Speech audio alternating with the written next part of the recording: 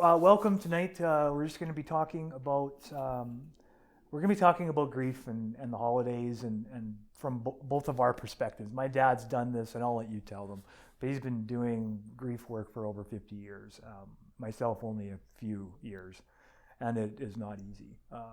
So anyway, Dad, why don't you start us off? Hey, it's great to be here with you. It's good to have you. It's great to be here with you. It's good to be here with you. We started years ago at Central United Church doing a service called When the Holidays Hurt, and every once a year, just before Christmas, we would have a service and invite all the folks that we had ministered to, especially who had lost loved ones the previous year, and it became a service that really did bring some healing to broken hearts. And it's amazing how you get in touch when you're doing something like that to try to help other people, how you get in touch with your own feelings. And I guess when it comes to talking about grief, David, I have to go back in our own family, son.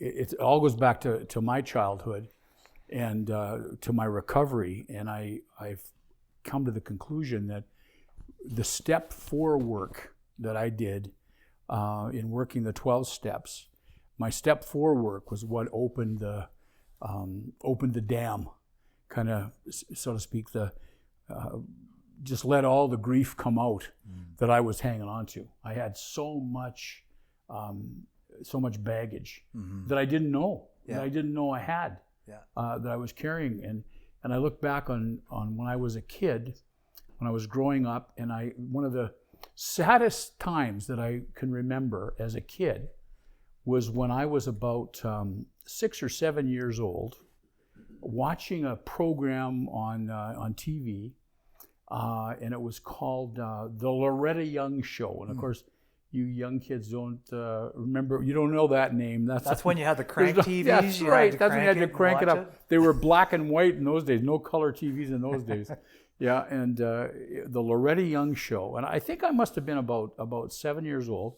And I was watching this show, and it's the first really sad moment and moment that touched me with grief, I guess you'd call it, because it was a moment, I think it was a moment of awareness, right?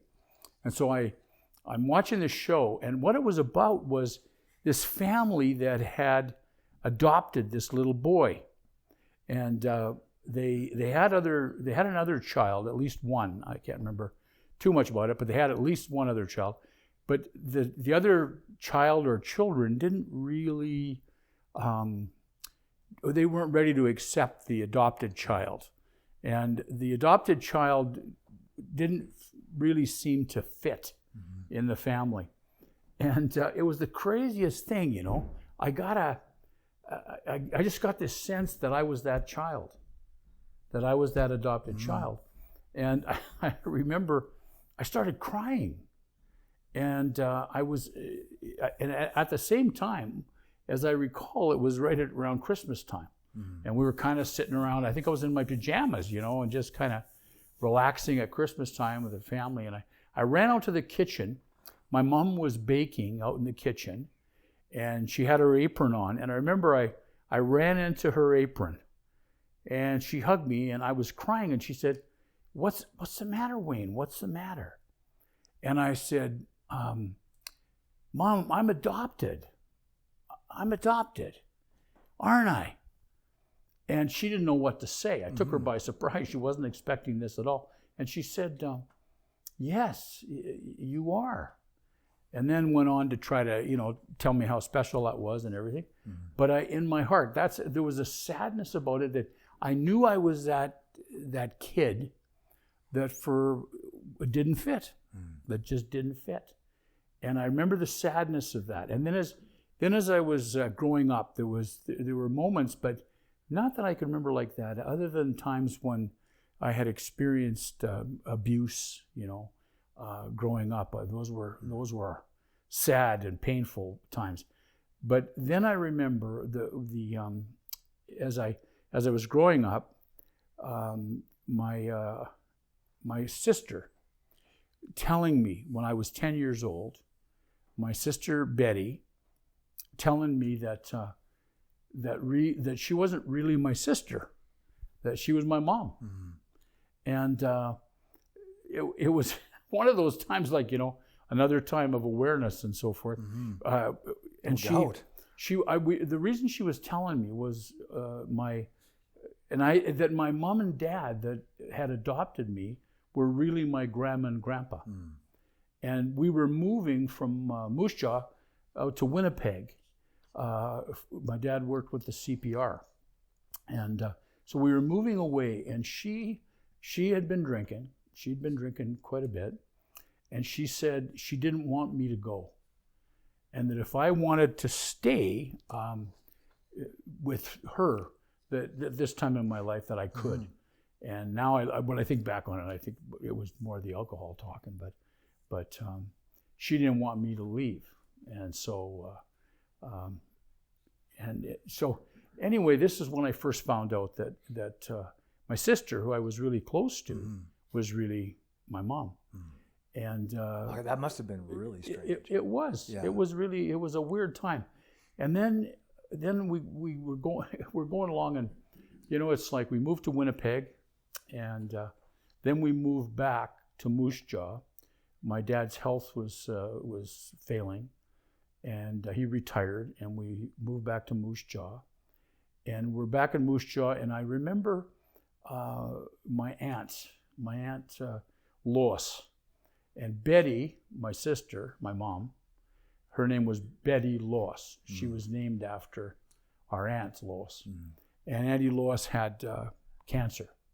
And I remember spending so much time up at the hospital with my mom, my adopted mom, my grandma, visiting her, and with Betty, visiting her.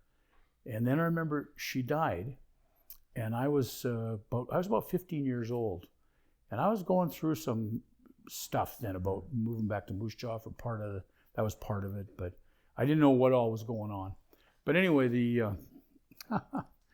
it's so amazing how these things affect you, because Auntie Lois died of cancer, and that really had an impact on Betty.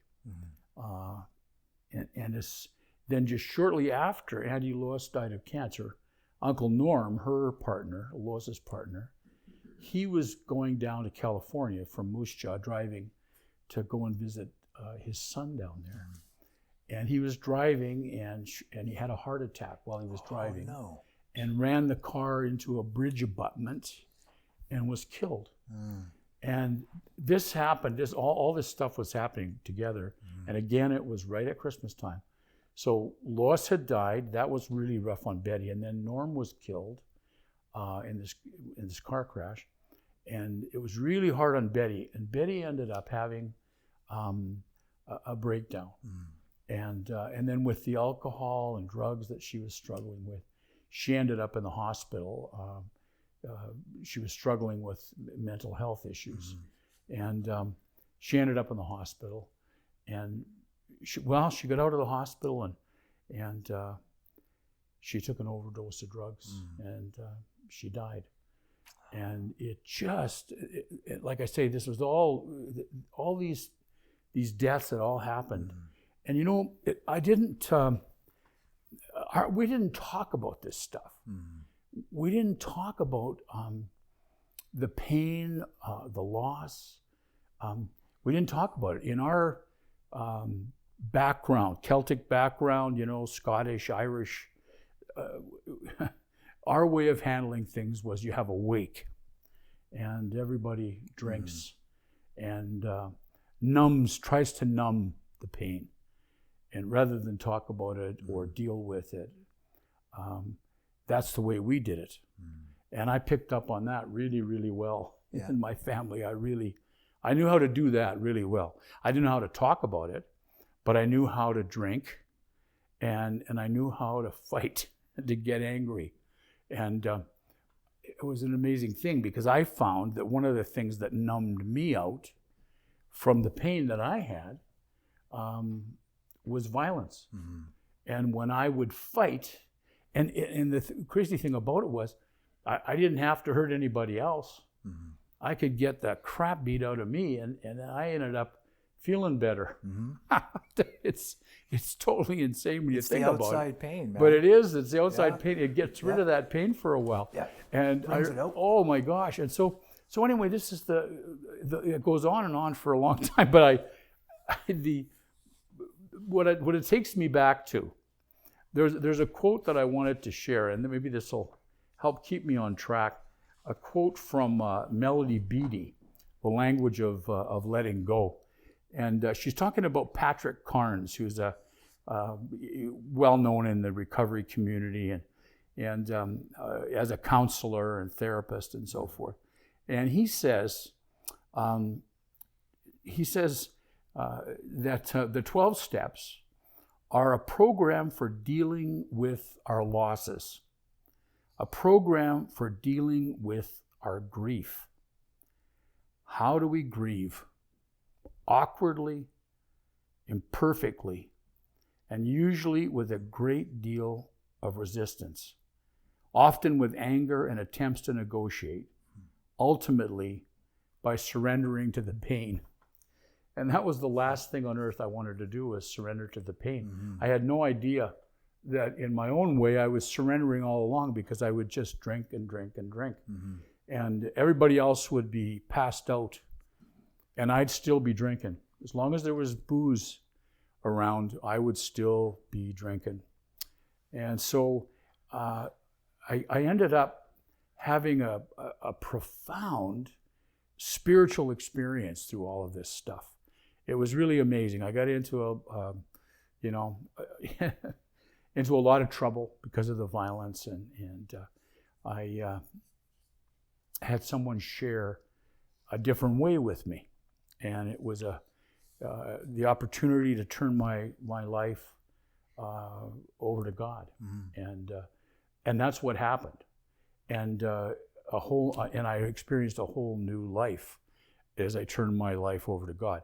I didn't understand what that really meant at the time. I said to the pastor at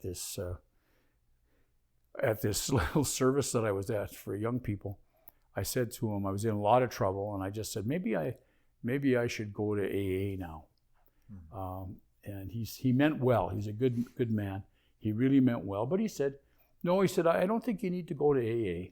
You know, you've got Jesus now. Mm-hmm. And so for the next 25 years, that's what I did. I just went all out for Jesus.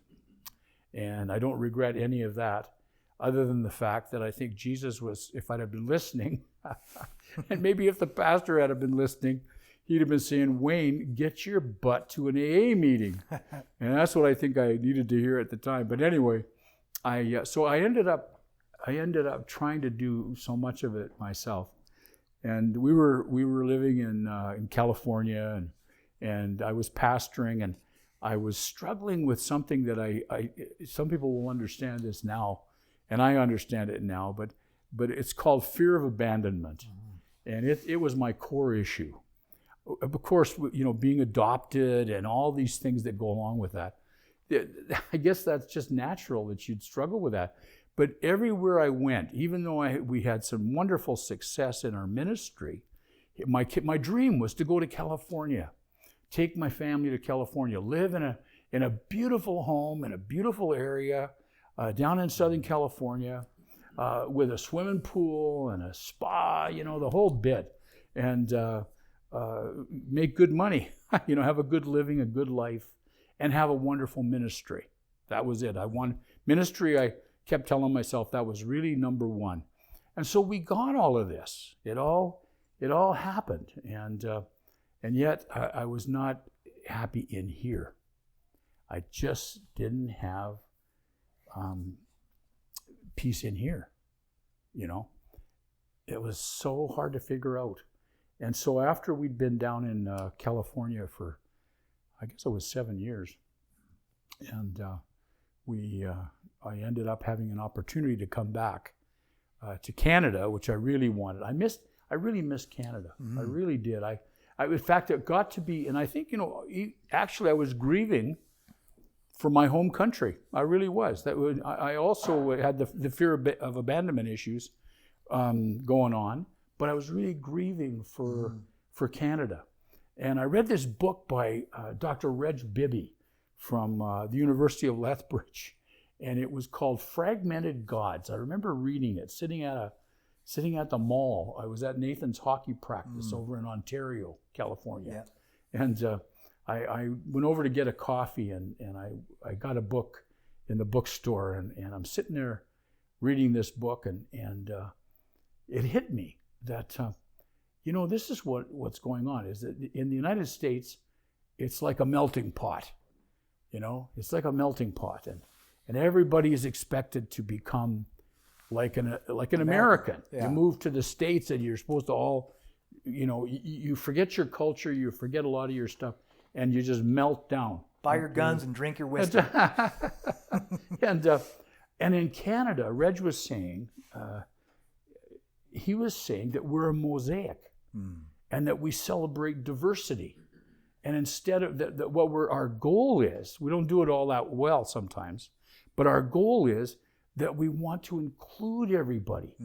We're inclusive, and we want to celebrate diversity and not turn them into us. Exactly. Yeah. So that you don't have to be like me, thank God. And I don't have to be like you. That we could. So anyway, I got that, and I was grieving. I wanted to come back to Canada. I really did. And I'm glad, we made the move to come back to Canada. But part of the motivation was the fear of abandonment, that the folks down there who thought I was so awesome and that our church was so great, that they were going to find out that I wasn't so awesome. And then inside, really what was going on, I wouldn't have said it then, but I would now, that I was just a scared little boy, that people were going to discover I was just that little adopted kid that didn't fit anywhere, That was what was really going on.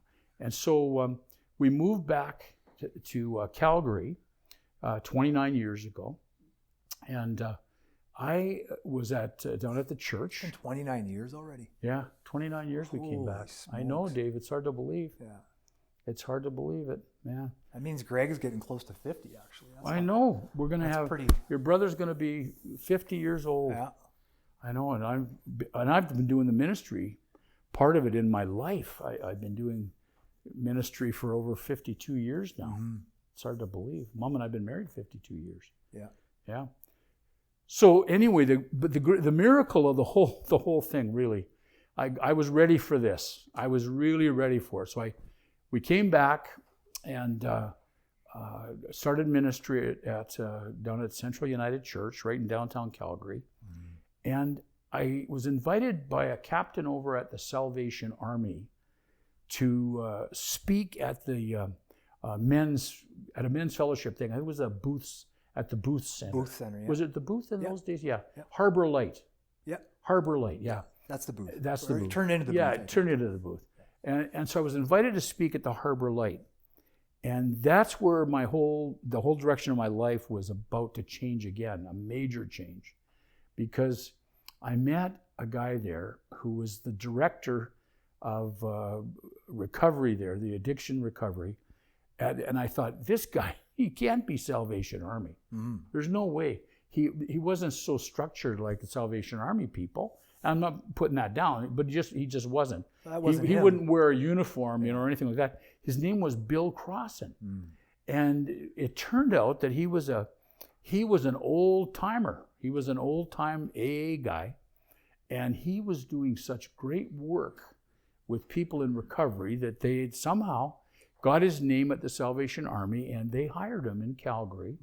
And he had stats that were superior to all the stats across Canada of success with people going through the program that he directed, staying clean and sober.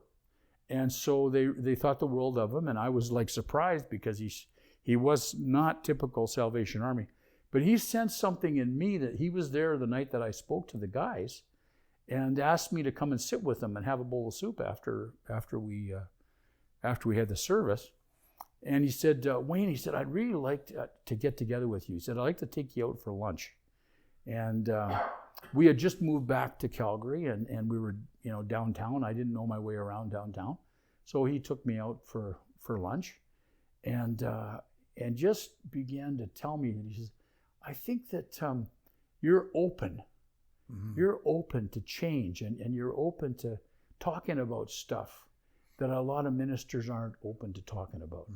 And so we started talking and all this, and then lo and behold, how God leads people into your life. It's an amazing thing to me, because Mom and I were going through some struggles. Part of the whole thing of moving back to Canada and some of the financial struggles that we went through, because Mom had told me, she said, we got to pay all of our bills back in the States in Canadian dollars, And I knew that, but in my head, but boy, I didn't know what that was going to look like. Yeah. Because we took a real cut in salary coming to the church here, and in perks and all that stuff. So anyway, we got into some problems.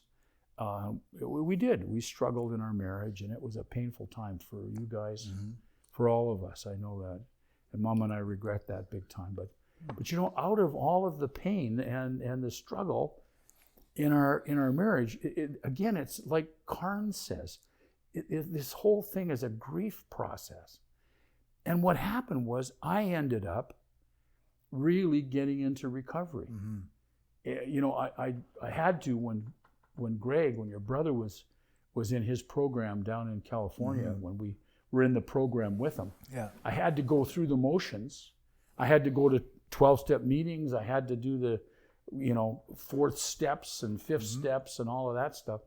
But I didn't really, as Bill called it, Bill Cross, I didn't really get down and dirty with this stuff. And so here I was, and I was thinking, you know what?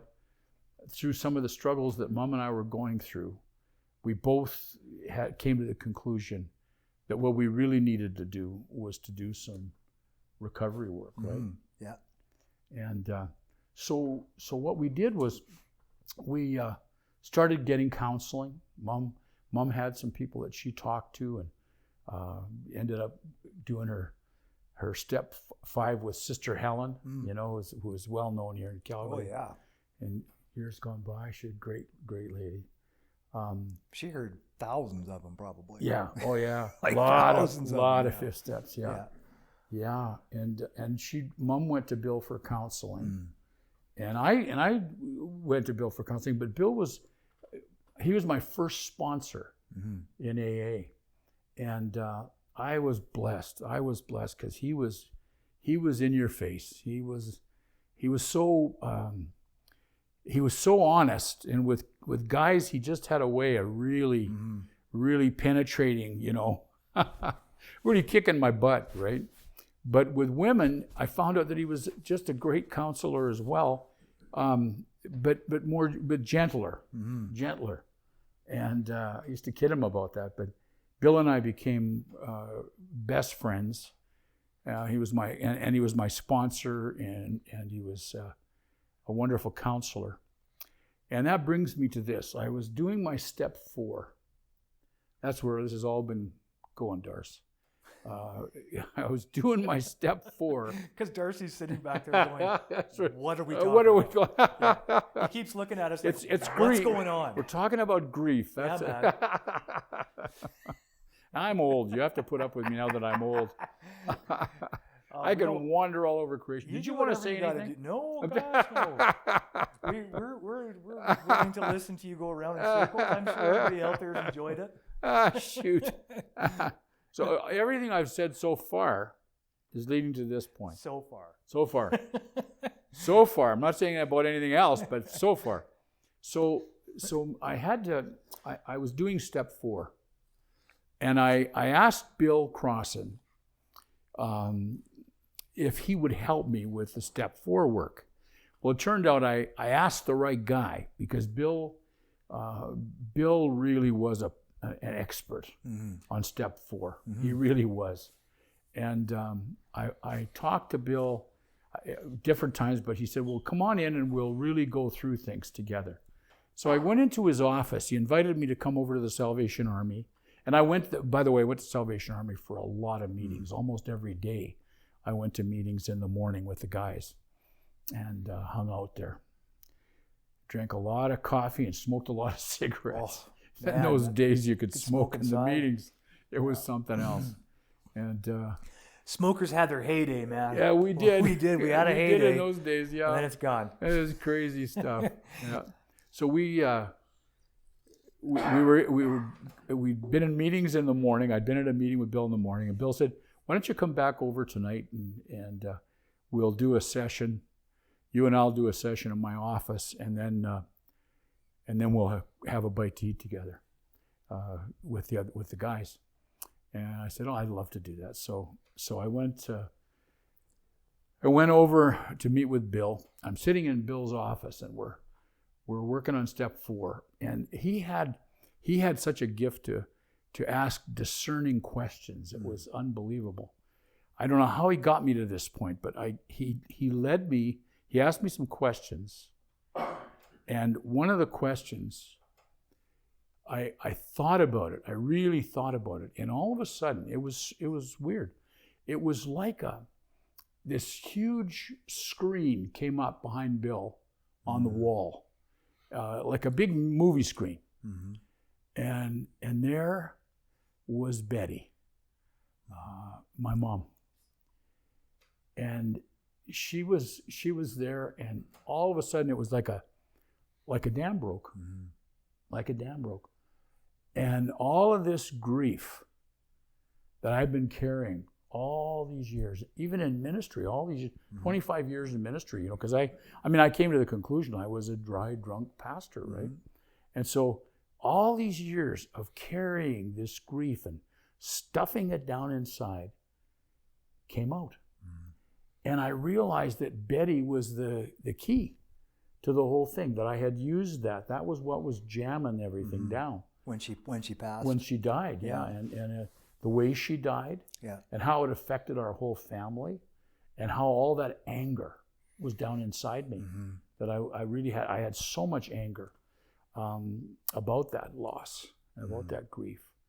And so the dam broke, and Bill picked up on it right away. And Bill he asked me some other questions. And when we finished up that night, then this is because of the work I was doing on step 4.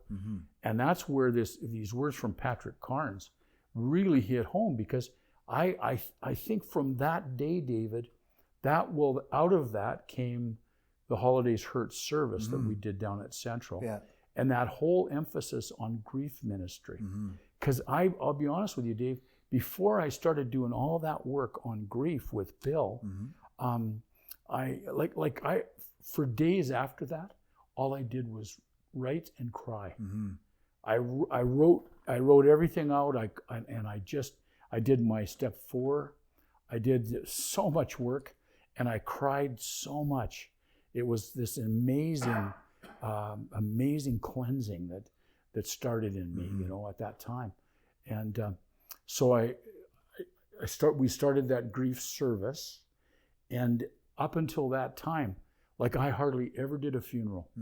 I hardly ever did a funeral. I didn't want to do funerals. Yeah. It's like for me as a minister going to the hospital.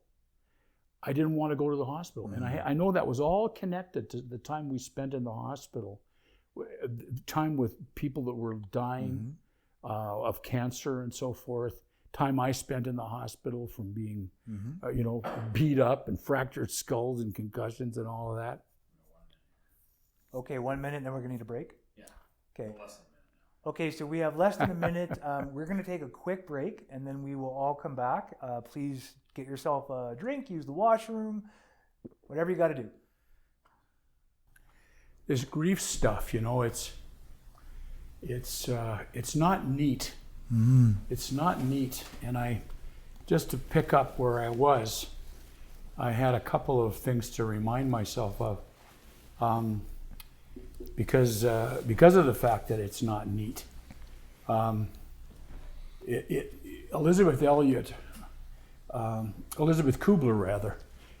Kubler-Ross talks about the grief process, and she's the most well-known, and she's helped so many of us.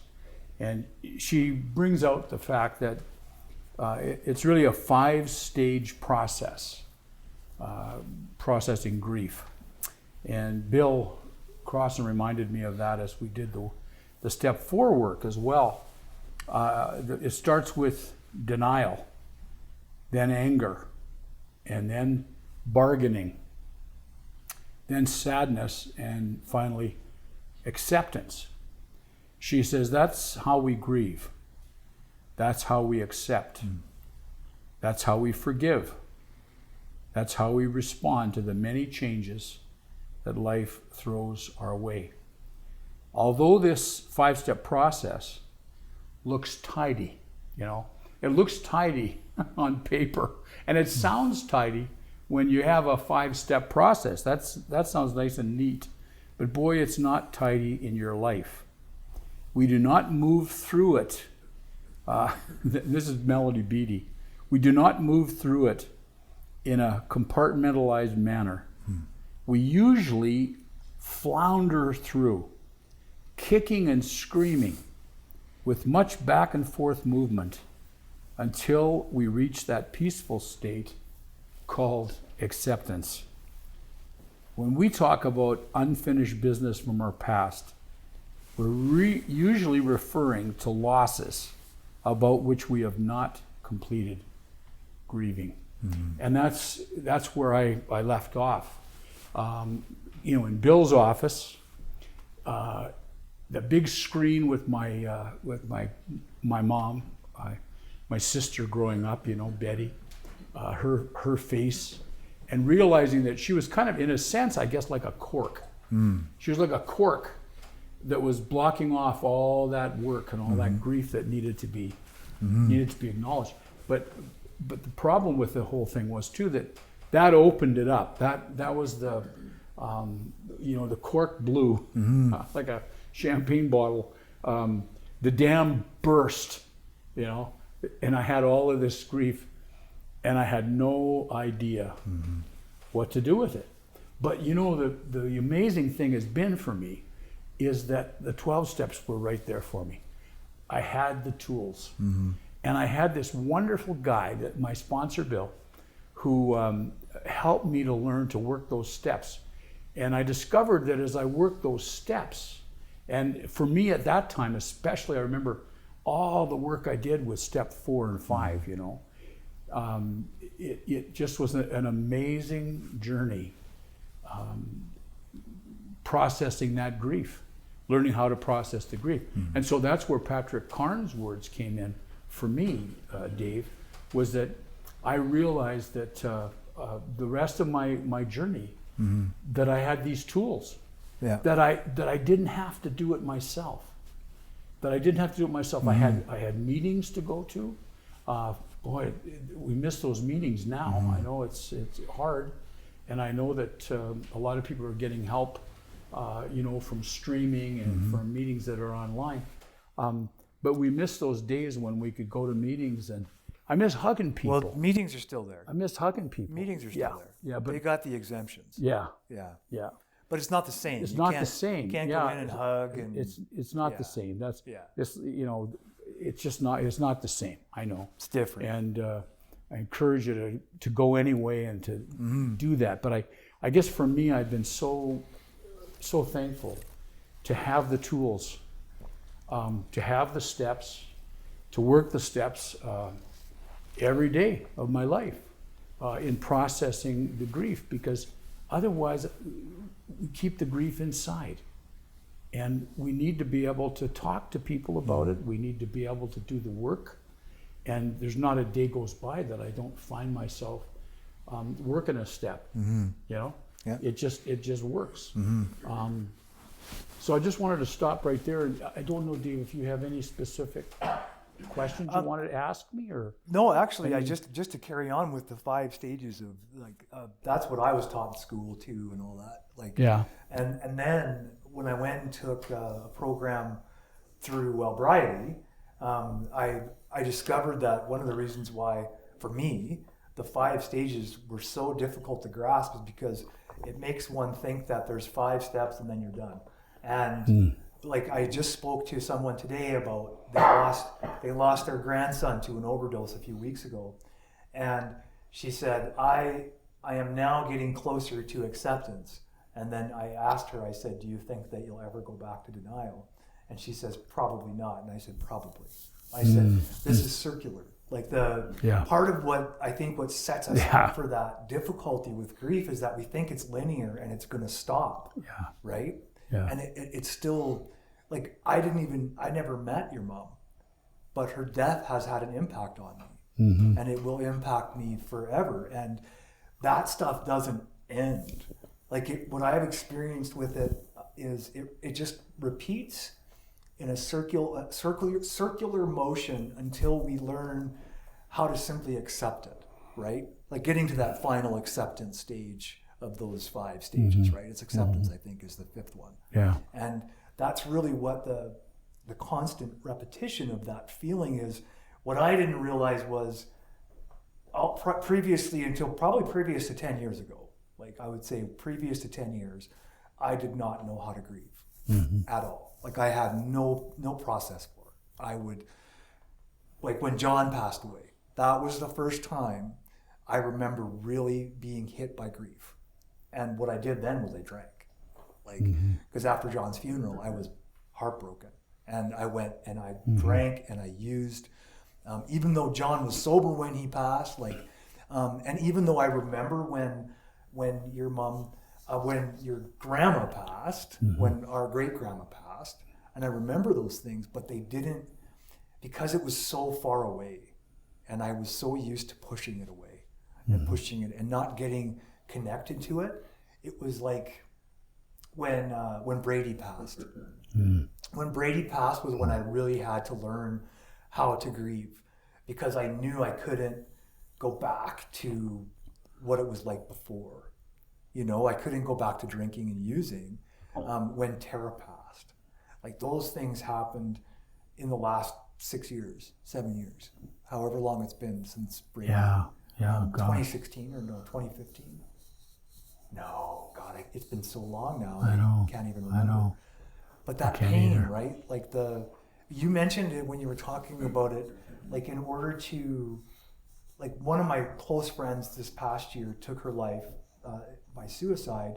And it was probably, since Tara, was probably the first time, Brad actually, was the last time I really felt like I needed to lean into it, right? And leaning into that meant, for me, and this was just when I found out my friend had taken her life, I had to lean into it, and it was a few days of leaning into it, where I was inconsolable almost. Like I couldn't, I accepted it. You mentioned the surrender part, and that was what I never wanted to do.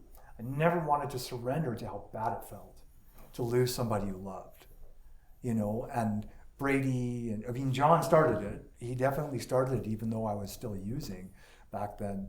But that started the process of having to lean into it, right? When you start to really love people, and you don't want to lean into it because you want to go through those 5 stages. Oh boy! Right? You want to be in denial, but the truth is, leaning into it was the only way to get through it.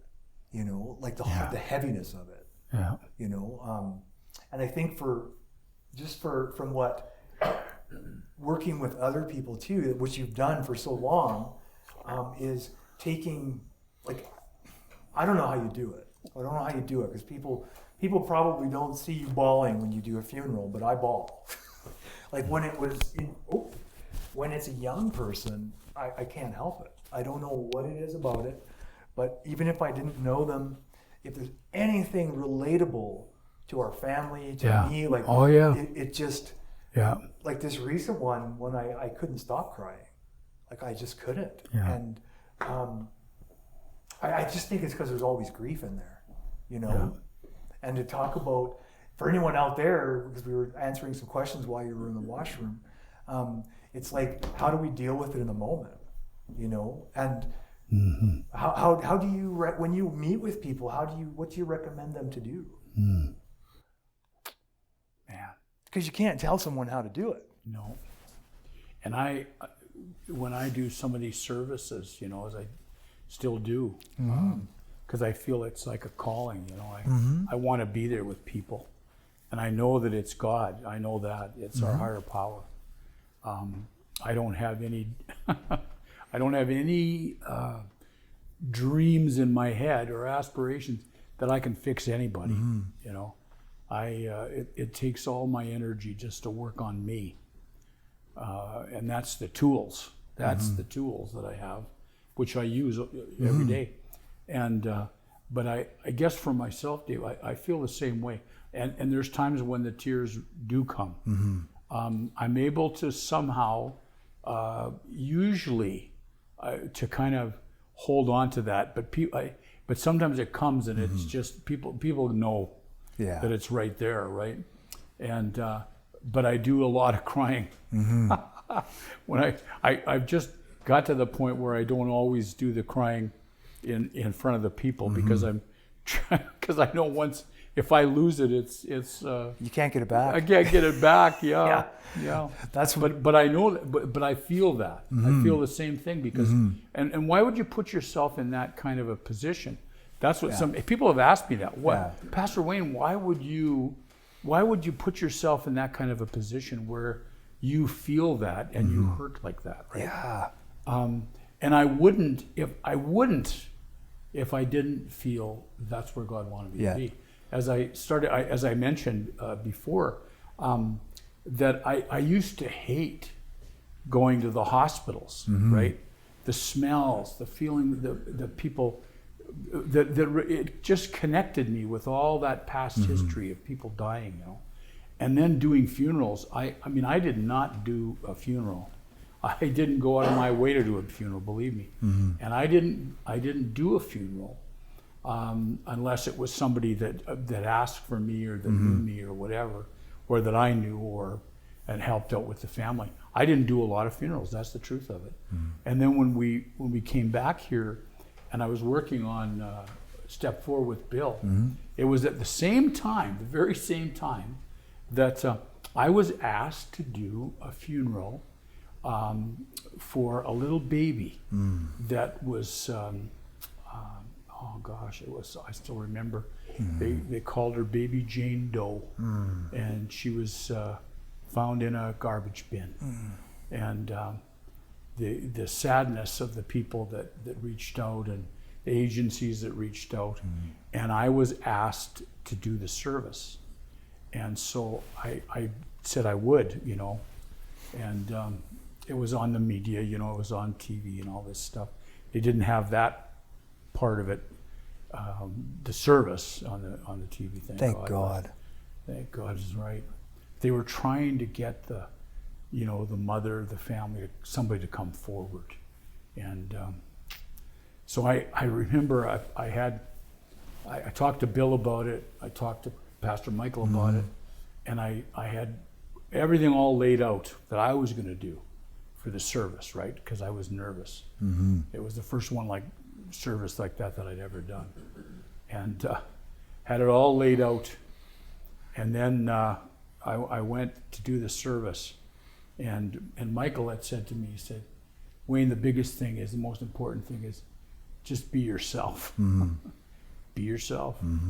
And I connected because what had happened was at the very same time, I just thought of this now, David, at the very same time, I had been invited to speak at a survivors of suicide candlelight service. And this is, I don't even know why they invited me. Someone must have heard something in a meeting that I shared or whatever about Bill helping me to come to connect with the death of my mom. And I was a suicide survivor, right? So anyway, all this stuff was happening. And my recovery had really started, it really kicked into gear. Yeah. And so I did this little baby service, and I decided I'm going to do just exactly what Michael had said and what Bill had said, and just be myself. And I shared from my heart. And there was something that happened in this service, a connection. There was a lot of people there. There was people from umpteen agents. And the funeral chapel was pretty much packed for that little baby. And we all went to the cemetery and did the burial and everything. And I made a connection with a lot of people. But the grief is there's a connection that we all have. Those of us who have lost loved ones. I thank God I haven't lost a child. Came awful close. You and your older brother. Yeah, probably a couple times. But thank Probably God. a few times you don't know Thank about. God at this point in time we haven't lost a child, and I haven't lost a spouse. But you know, that's the other thing too I wanted to mention. I really grieved when Marilyn and I went through that time in our lives where we were so close to losing what we had. And we've been I thank God for this. We've been married 52 years now. Wow. That's 52 years, you know. It's almost as And, long as Greg's been alive. We're going. Yeah, that's right. I'm just kidding. We're going for the 60 years. That's Right the on. next goal, right? And so, and then after that, we'll go for another. You know, it's amazing, really. But we just about lost what we had, and if it hadn't have been for Bill, if it hadn't have been for his wise counsel and our willingness to listen. If it hadn't have been for people like Sister Helen that were there, you know, for Mom, and oh my gosh, the grief in my heart over that, over almost, and that was almost losing our marriage. So, folks, if you've been in a relationship and you've lost that, you've had a breakup in your marriage, I just, you know, not to preach at anybody, but we need to grieve these things because they are legitimate losses. Yeah. And I think we go through this same kind of a process to moving to acceptance. And I don't know that there's ever been a more effective way to move to acceptance than the serenity prayer. Yeah. I pray that serenity prayer. You know, I don't know. I can't even count how many times a day I pray that prayer, right? God, grant me the serenity to accept the things I cannot change, the courage to change the things I can, and the wisdom to know the difference. That is wisdom. That is the most, you know, wow. And that prayer, you know, it's, I know for some people, you know, oh, that's too simple. But you know, the more you pray that prayer, the more it becomes embedded in your spirit, you know. And the more you can see the depth of it. The more you can see the depth of it. That's right, Dave. The words are simple. The words are simple. Yeah. But the more you can see the depth of it. And this whole recovery journey that we're on, these steps, I'm not just saying that about working the steps. This is a lifelong process. I've had people get mad at me for saying that, actually get very mad at me over the years, who said, I don't want to be doing this for the rest of my life. Yeah, well, I don't. Yeah, welcome to at the this club. point, yeah, welcome to the club. But at this point in time, I'm kind of like one of those nutballs, I guess, that it says, well, you know, now I've got to the point where I don't mind doing the rest of my life because it works. Well, and you'd rather do that than be in the dark. I'd rather do that Right? than be in the dark. Yeah. I'd rather do that than close up the dam again, you know, and hold all that stuff inside me, you know. Yeah. That's to go back to that, where I couldn't share, where I couldn't share my feelings, where I couldn't talk to people, Yeah. where I didn't have the tools to work, you know. Yeah. I think of all the readings that I do every day, and there's a spirit of prayer that comes with that, you know, the meditation and the prayer, you know, listening to God, meditation, and prayer, you know, talking to God, sharing your heart with God. However you do it however you do it. Sometimes the most, excuse me, sometimes the most effective prayer that I've ever shared is help. Help. God knows I'm talking to him. Help. You know, and knowing your higher power, you don't have to come at it with all of the religious stuff and religiosity. It's just not like that at all.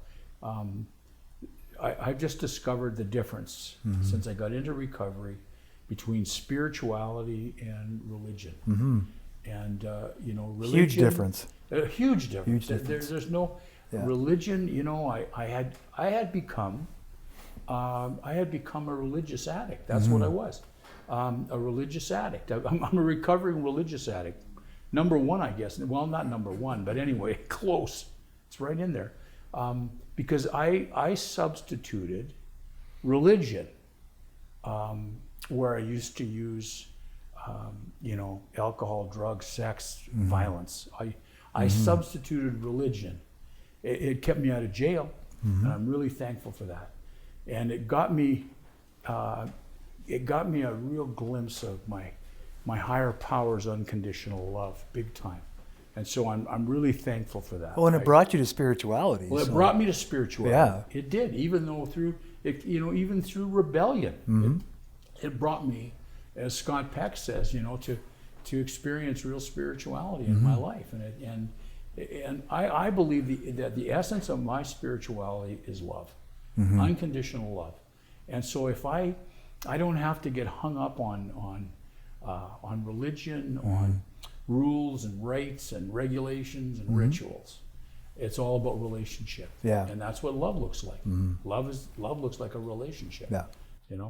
Unconditional love. So absolutely. And I just wanted to also talk about the steps and how effective, even if it's not the 12 steps or you're doing something to unravel yourself, right? During that process, you might not experience all the positive emotions that you think are going to be there. They might not come till later because it's hard work, right? Like we talk about it because we do it regularly, right? So to me, it seems like second nature that I'm going to do a step 4 and 5 every year.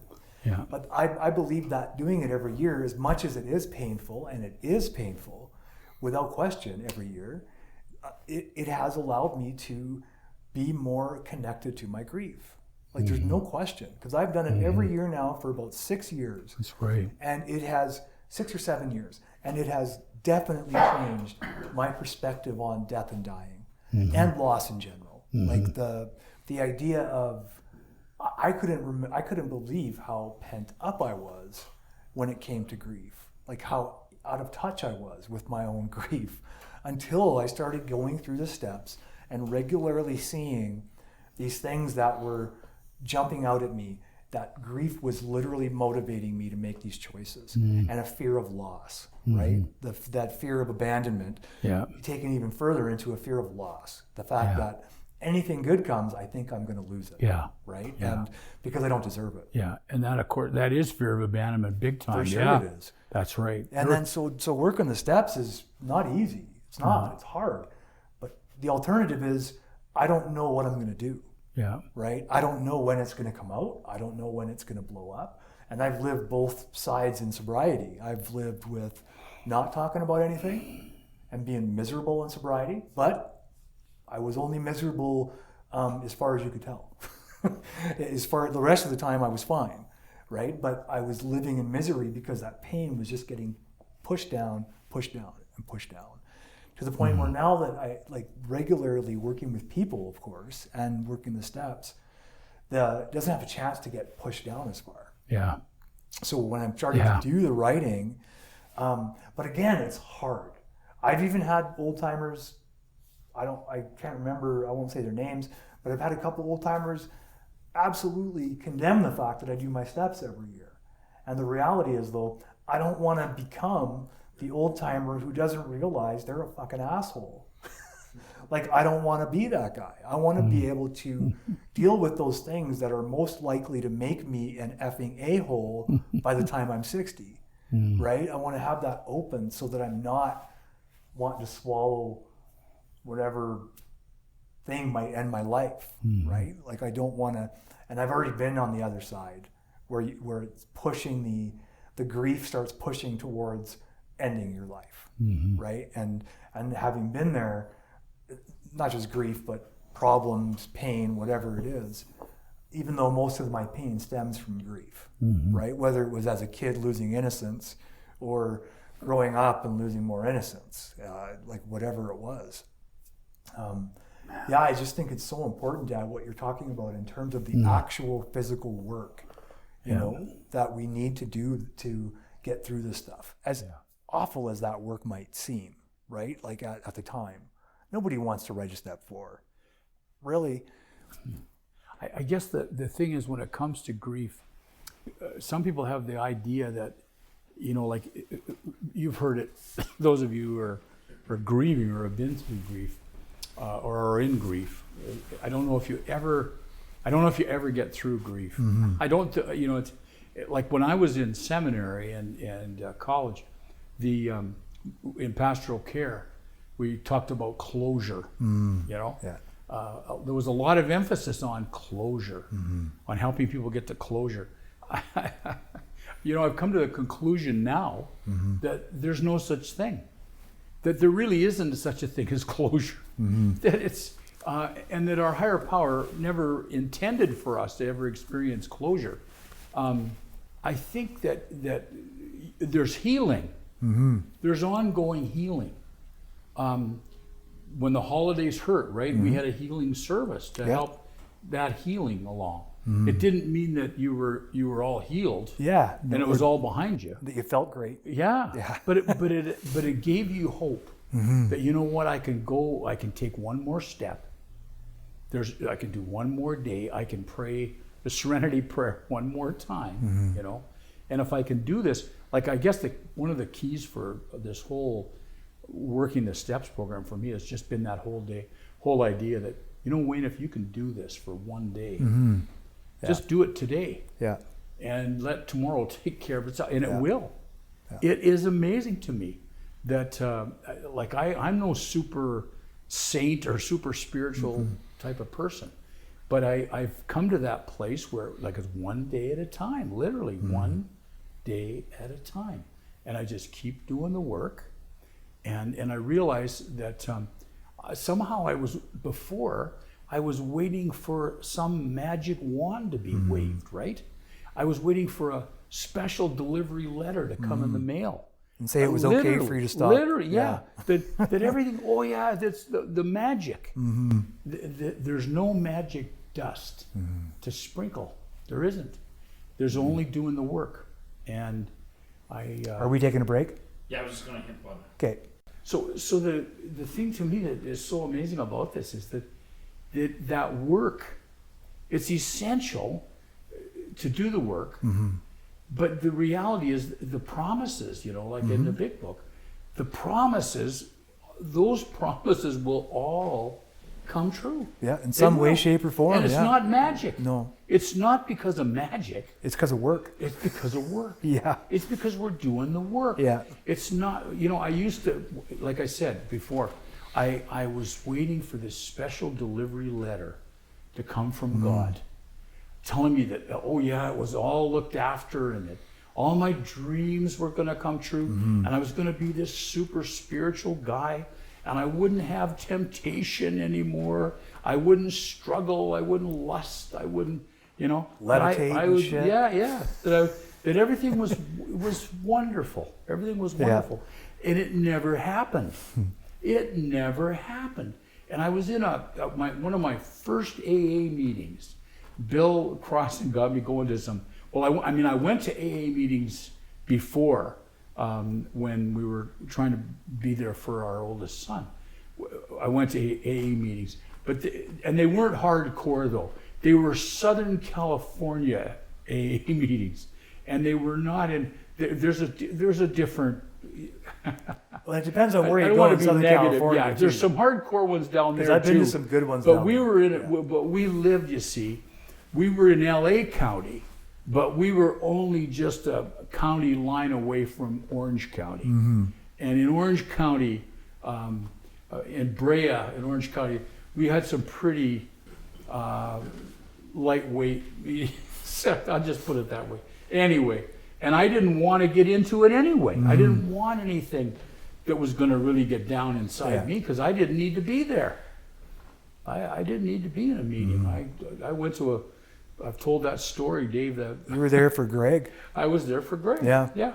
And I went to this AA meeting. I had to go to a meeting before I could go to the program that our son was in, and I had to get a meeting in, or they'd stand me up literally, And embarrass you, embarrass shame you. everybody, and the family, especially me. Shame the whole family into going to meetings. Yeah, so I ended up having to go to a meeting, And the only one I could get to before I went to the program was at a psychiatric facility in Brea, and it was a meeting, you know, and it was all locked down, and so I had to go in for the meeting. And Just after he finishes saying there wasn't very many hardcore meetings yeah, around there. this was like the. You don't get I much should have more gone. hardcore. I never did go back though. I never went back. Yeah, that's about as hardcore as you Yeah, get. but the truth was in that meeting, it was like I went in there and my ego was just, you know, I'm thinking, man, I'm working on my PhD, and and the step was step 2. You know, came to believe in a power greater than myself who could restore me to sanity. And I'm in a room with a bunch of people that are patients in their gowns and all of that, in a psychiatric center, you know. Oh, my ego was so awful. It's amazing what alcohol does, though. It puts us Ego- all in the same place. Oh man! Right? And these people were sharing, and see, higher power was trying to break through in my life, and show me what an egotistical prick I was, and it happened. It started there anyway. There was a seed planted because this gal was talking about it, and here I was thinking that I was the sanest person in the room, you know. And I came out of that meeting feeling like I was the most insane person of anybody in the room. Yeah. You know. And of course it wasn't until I got Bill in my life that it really you know, came home. It's an amazing thing, all of this. But the grief part of it, you know, when I think about where I was with Bill Crossan in those early days, I never would have dreamt that I could learn so much from other people, and from people that didn't even have like a theological education or a psychological education, but that I've learned so much from just regular people, and I realized I want to be, and I am a regular people, you know. It's but that's something we have in common. All of us hurt the same. Yeah. And we look for the same solutions when we hurt. Same solutions. Yeah. And all of us can begin to heal in similar ways, right? Yes. I always tell people, you know, everybody grieves differently. And in some ways that's true. But in other ways, maybe it's not so true. Maybe, Yeah. Because I think all of us, you know, whatever the loss is in your life or in my life, whatever that loss is, I think that love is the answer. That I think that unconditional love, which is the very heart of our higher power, that love will take you through. Yeah. You know, will take us through. I agree. Yeah. I agree. Can I ask a question? Sure. Is there groups for grief support? Like there is AA? There are, yeah. Here in That's a great question, Darcy. You know, Darcy, the best, I came across, that's a really good question. The best program I've ever seen for grief, for people especially losing a person, losing a loved one, right? They also have groups for people that are going through divorce, specialized groups for people who've lost a child and that. But Rocky View Hospital here in Calgary has one of the most amazing organizations there, the grief support. And it was started by a minister named Reverend Bob Glasgow. And Bob still does work. After all these years, Bob still does grief work and grief counseling over at the Old Children's Hospital. He retired from Rocky View. He was a chaplain there and the guy that initiated. And that he's touched, Bob Glasgow has touched more people. There's so many of us that have been touched by him. Emotionally touched. Well. Yeah, emotionally. Yeah. Emotionally touched. Sometimes, though, on this podcast, I go pretty crazy about the church touching people. Yeah. That's why I'm making sure. Yeah, not that kind of to touch. point that out. Yeah. He has really impacted. That's what I'll say. Impacted. He's impacted so many of us. So there are organizations that are doing that kind of work. And if you're interested, AHS, go through the Alberta Health Services website, look for grief support. And whatever support you're actually looking for, you can probably find it there. I'm not suggesting that it's easy to become a part of the groups. I don't really know what their criteria is. But if you're interested enough, you could easily look into it through AHS. Yeah. Good question, Darcy. And if there's if you've been connected with a funeral home through your loss, they'll have information for you, sometimes even brochures on some of these different organizations that are out there. Yeah, it's a good point, the funeral homes. Very good question, Darcy. Yeah. So I think just to finish it up on my end anyway, to put a point on it, I used to want to forget. Like I used to want to forget the person. I used to want to forget the pain. I used to want to forget. And then I realized that just because someone passed away doesn't mean they did anything wrong.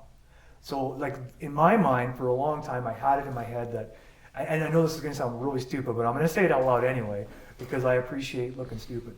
But for the longest time, I actually thought it would just go away, right? And I could just leave it behind me, and that actually grieving for someone meant that you were weak somehow. And the complete opposite has been proven true to me through the last few years. And probably about 10 years or so that I've been doing funerals, maybe 8 or 10 years that I've done them. Not as many as you, Pop, but they're probably the hardest thing for me to do. Well, they are the hardest thing for me to do. Because I look at it like, today I look at it because of the work that I've done, I look at it like death is such a natural part of life, right? And there's not something to be afraid of. And it doesn't only happen to people who live improperly. But for the longest time, and this is going to sound ridiculous, I thought you could probably, somewhere in my brain, I thought I could live forever if I just did everything right, right? And the reality is, none of us live forever. As of yet, we all are going to probably die, right? And all the people that we've known will probably die. And so this has been, not to make it callous, but to actually allow me to embrace that pain and lean into the pain and accept the fact that, and thank God it's happening at this time. I'm not suggesting it makes people dying any easier, because literally when I found out my friend took her life at this past summer, this was only a few months ago, and completely incapable of doing anything. But today I find that I notice more that I've allowed the pain, I guess, more, because now I feel like I'm walking with Brady. I'm walking with John. Like I'm not just walking alone. I'm walking with Betty, because the more I learn about your mom, the more I learn we were probably very similar. You know, just the way we seem to cope with things for a period of time. But not to mention the fact that she's my grandmother, right? So now I feel like I probably from listening to and reading different books about it, because the people from the East, I've noticed there's an Eastern philosophy that's much more gentle about death, like much more accepting about it. And it seems to open the doorway to it, to allow for that, to be able to carry grandma, to be able to carry great-grandma, to be able to carry grandma and grandpa, mom's mom and dad, and then whoever else, to be able to carry them with us when we go, walking in life, right? And I'd much rather be carrying them and see them, because then I'm able to use what they've taught me. Yeah. You know, like what I've been taught by those beautiful souls like Brady, you know, and the beautiful souls like Tara, that were able to, no matter what she went through, she always showed people love. No matter how sick she was, she would still give you her last dollar, right? Like no matter how broke, no matter how. And I got into a conversation with Dominic the other day, last week, I guess. We were at lunch and we were talking about this, because there's been a lot of loss lately. And Dom feels it, I feel it. And we were just talking about how at some point in life, people just started dying more regularly. And for me, it's because of recovery. Like we're in the recovery that's my life. So people in recovery the last few years have died regularly, and there's so many that have passed, and I wish I could remember all of their names, like I really do, because there's so many and they're all important to somebody, right? And all important to the overall recovery community. But the idea is just to allow it. I guess what's changed by doing the work, maybe, Dad, and I'm totally rambling now, but I get that from you, so I am sure you can accept that. Sure, blame it on me. Yeah. I gotta blame it on somebody when I'm in the middle of a torrential ramble, right? But the ability just to show love, and that's what carrying those people with me has allowed me to do, is show more love. Because I've learned more from other people than I ever would have learned on my own. Like other people, how they grieve, how they love, like you and Mom. That's what it was. Dom asked about doing the funerals, right? Because this last funeral just about it knocked my ass out. Like it just the day after the funeral for this young fella, I was crying, I was vomiting, like I was literally having this really intense reaction to this young fella's passing, and to being with his family, of course, because that can't help it. But so I think it was, you mentioned it earlier about people wondering why you would do it, why you would put yourself there. And so Dom asked me, and I said, honestly, Dom, when I sobered up, after a few years went by when I sobered up, I figured out my philosophy, and it just made sense to me.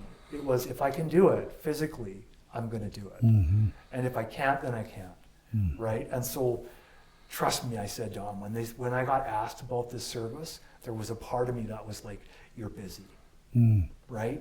But then, of course, because I want to be honest and I want to get better, the reality was I wasn't that busy that day. I could do it. But the trouble is, for me anyway, I don't know what it's like for you, Dad. Once I agree to do a funeral, especially when it's a young person, when it's not natural and it's not what we hope for that person, I'm out of it for a week before. Yeah. I don't know how you deal with that, and maybe we don't have enough time to even talk about it. But Well, just going back to what you were saying a moment ago about keeping those people in your heart, that's the way I feel about it now. This whole thing with closure that I mentioned earlier, I just try to encourage people to realize that no light that is born in love can ever be put out. It can never be extinguished.